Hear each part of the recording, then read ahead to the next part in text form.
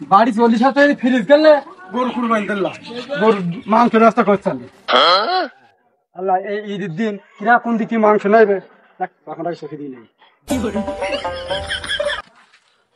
এই আজকে আমার ফ্রিজ লোড করাই লাগবে, কারণ গরু কুরবানি দেওয়া হয়নি ঈদি।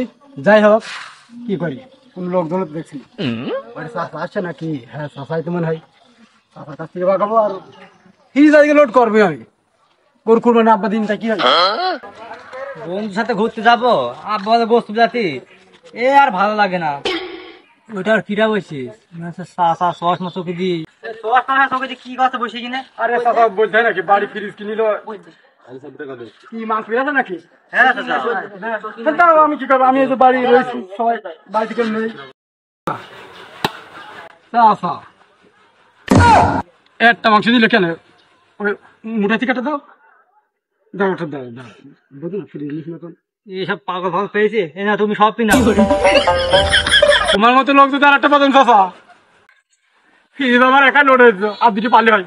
গোস্ত বিলে হয়ে গেল, এখন বন্ধুর সাথে ঘুরতে যাবো আর কি করবো। হ্যাঁ চাষা, ওই এদিক কোনো লোক পালে এদিকে পাঠাই দিও। ঠিক আছে।